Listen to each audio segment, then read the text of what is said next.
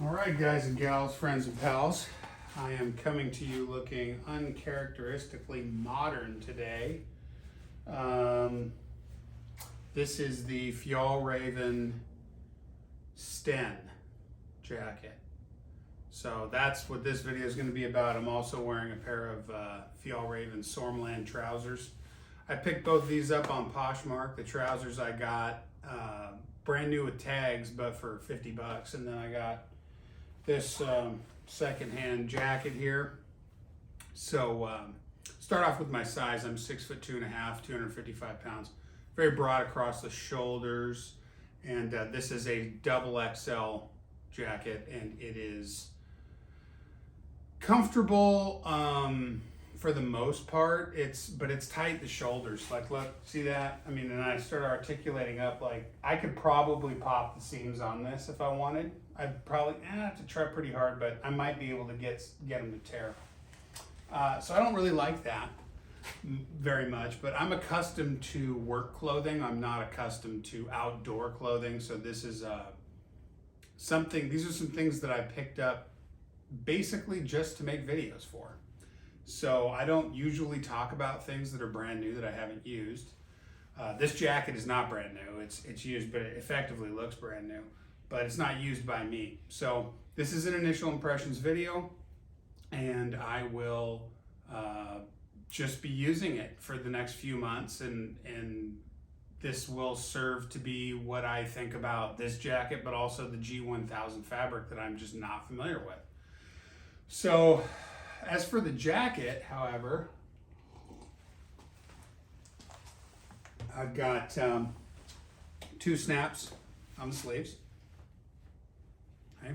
Wide snap, short snap. Doesn't seem to be any elastic or anything in the sleeves, so I like snaps because unlike Velcro, snaps tend to last a very long time. And all the snaps on this jacket have this cute little Arctic Fox logo. That's the logo for Fjallraven, and Fjallraven, I believe, is Swedish for Arctic fox or snow fox or something like that. And Fjallraven is a Swedish company. So best of my knowledge, though, these products are not actually made in Sweden. They may have some that they do, but these ones are not.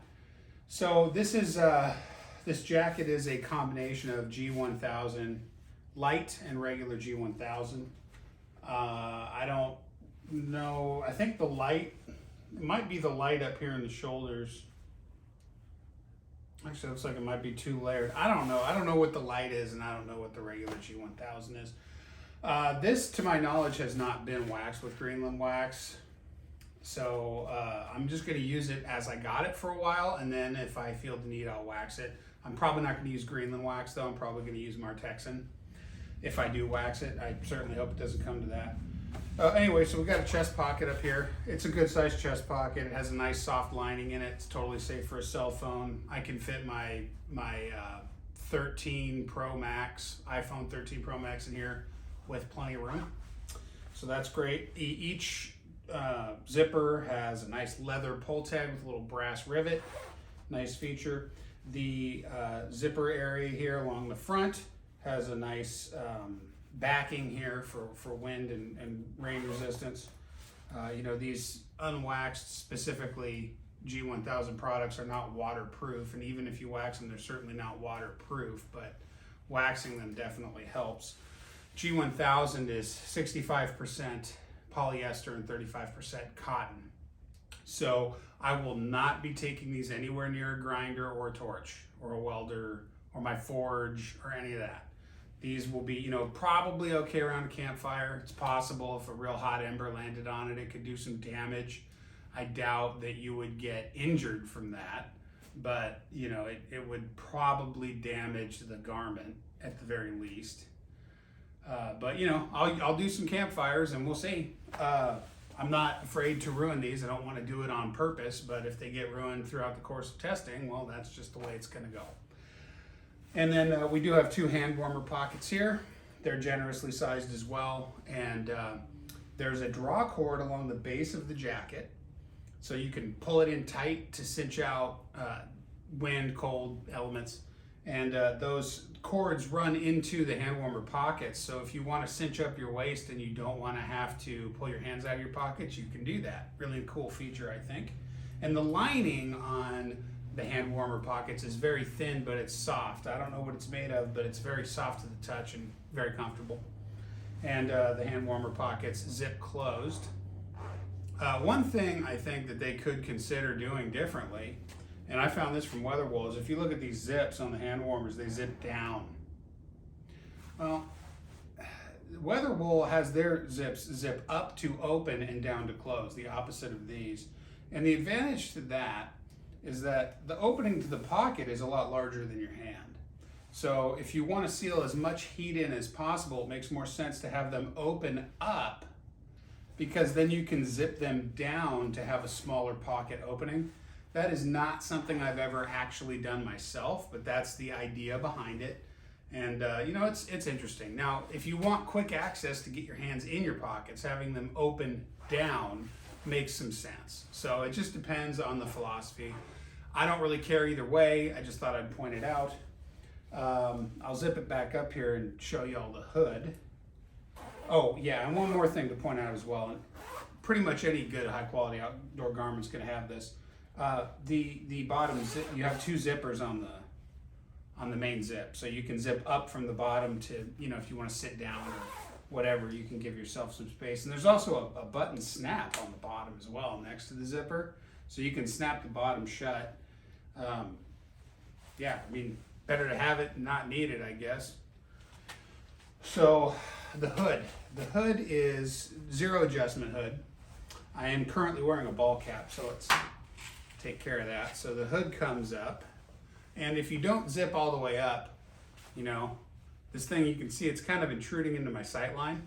Well, you know, it's probably really not made to be used without being zipped all the way up. So we'll go ahead and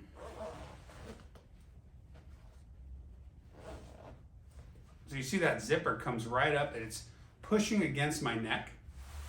I don't really like it, but it's not really a problem. But I'll tell you this, it does hold this hood in a very good position. And as you see, this hood can block wind from the side, rain from the side.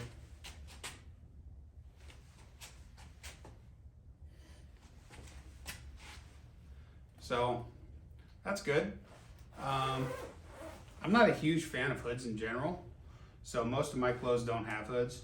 I like to wear hats, and then I like stuff with the tall collar, so I can pop up a tall collar, wrap it around my neck, and then put a hat on. But you know, that's a personal preference thing. Underneath this Sten jacket today, I'm wearing some other European clothes I have, and that's the Wool Power insulating garments. It's, you know, it's not freezing cold out here. It's lower 40s. It's funny how the weather works. Sometimes 42 feels like it could be 60, and sometimes 42 feels like it's negative 30. I keep trying to think it's me, and then I talk to everyone else, and they're like, I can't believe how cold it is today. And I'm like, well, I guess it's not just me then, but it's weird. So I think probably humidity and a lot of other things factor in, but today is like a very cold lower 40s. If you know the answer, tell me. But because this is a double XL, and in American sizing, I'm very typically an XL most of the time, sometimes a double X, sometimes I'm an XLT. Never been a double XLT before, but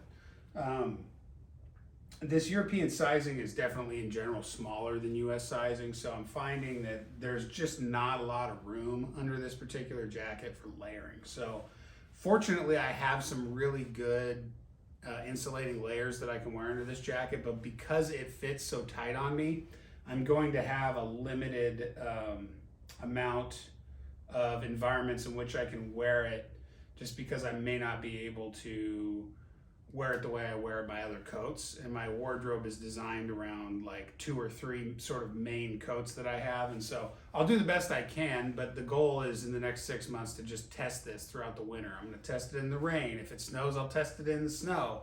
You know, by test, I mean just wear it and do stuff. Like, I'm not going to get my beaker out and my Bunsen burner and like try and do science. I'm just gonna wear it throughout the course of my day and then compare how it works for me compared to some other garments I've reviewed on this channel, and then just other things that I use. So You know, so far I don't have anything terrible to say about it, other than it just fits a little snug. But I sort of anticipated that, being familiar with European sizing and whatnot.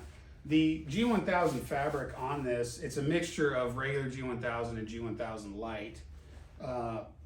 Overall, I'd say the whole jacket is extremely lightweight. It's not, well, for me wearing it, it's not any noticeably heavier than my Marmot Gore-Tex layer, you know, my thin, ultra thin jacket there. So this is probably pretty well interchangeable with that, just in terms of weight. This is definitely an outdoor focused garment. This makes me look like a real Seattleite. I don't look like a Seattleite from 1958. I look like a modern Seattleite. But this is going to serve as much a purpose for me as not just the jacket itself, but the fabric. And and just one last thing on the jacket too. The sleeve length is great. For an extra large, I have double extra large actually. I have no complaints on the sleeve length. It's perfectly comfortable. The only complaint I have size-wise on this is just it's really tight across the shoulders. So yeah, that's where we're at. So I will put this through the full battery of uses. I am not going to be crawling around on the ground underneath a greasy car in this. It doesn't, I suppose if I get caught on the side of the road, maybe I won't have a choice, but I have other clothing that is far better suited and insulated for laying down on cold concrete. So that's not what I'm going to be doing with this. So I don't know how much of a test it'll be for abrasion. I don't normally have a lot of abrasion with jackets specifically, but yeah, and again, not around fire. So for my regular everyday uses, I'll just look like everyone else who lives in Seattle for a while until I kind of get a feel for how this thing's going to work out. So yeah, and then my next review for next week will be my initial impressions on these trousers, these Sormland G1000 trousers. And so far, I think I'm probably going to like the trousers better than the jacket. I have a hard time envisioning myself really sticking with this particular jacket. But you know, you get what you get when you buy stuff secondhand, and this stuff is expensive if you buy it new, and I don't make money on this channel, so I'm not going to be buying brand new clothes and wearing them for 6 months. It's just, I kind of get what I get. So that's where we are. Thanks for sticking with me, and I'll keep you filled in. If you don't hear from me about this for a few months, well, it's because I'm figuring out how it works so I can tell you all about it. And that's where we are. Thanks.